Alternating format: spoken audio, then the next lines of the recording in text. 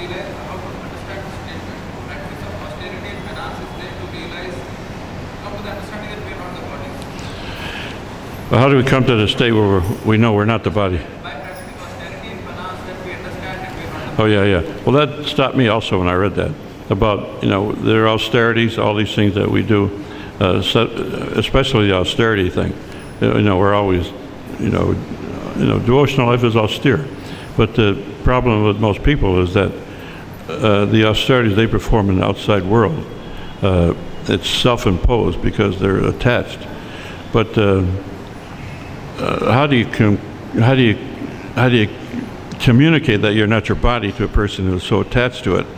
And you do one thing. You can hit them over the head. One thing, you can slap them across the face, and you're not your body, so there's no pain here. You can steal whatever they got. The thing that I saw was I joined in Miami, and so a guy had a guitar.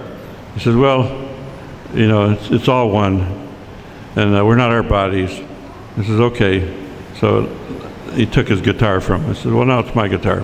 It's all one, so whether it's yours or mine, it doesn't matter. So, but the attachment to the body is something very difficult to break. How do you break that attachment how do you communicate to a person who's so attached, especially a wealthy person, like Mr. Hunt in Chicago? The devotees went there and Prabhupada was walking by the mansion with the devotee, and he says, Mr. Hunt, one of the world's biggest person and wealthiest, is here. Okay, if you met him, what would you say? Would you make him a life member? No, you don't make him a life member. You say, you're a thief. You've stolen way more than your proportion of wealth, and you're just living as a thief. And so you're going to have to attune for that. The atonement will be like, a hellish punishment. And so that's a task of a devotee, is to challenge these people and actually communicate how they are not their bodies, And that's the thing with Jad Bharat, that he's explaining to King Raghunatha that you're not your body. You may think you're a king and you have this pious position, but he was king of the whole world. And the King Raghunatha has got 2 providences. So you may think you're a big person, but ultimately there's nothing there at all. It's just a temporary alignment. Next life you may be a dog. And so Prabhupada talked about that. Nehru was a dog in Scandinavia. So these things do happen. Did I answer that? Anybody else? Give me 1 minute. I think there was another thing. One thing, Prabhupada the king actually comes around in the next chapter. You'll see that he starts asking a lot of questions. And because like with that, Prabhupada was doing the same thing.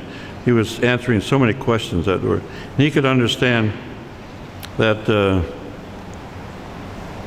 before the question was asked, he knew what the question was, and he would give that answer before the guy got it out of his mouth. And so, karma, jnana, yoga, these are all shallow systems, and also pious or impious. It's all still material attachment.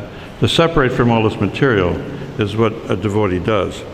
So, and that's only through devotional service. The mind control is automatic after that. So we're all in a liberated state, being here and being devotees. So ultimately, we got nothing to worry about. So, any other questions? Srila Prabhupada ki jai, go Brahmanadi, Hari Hari Bol.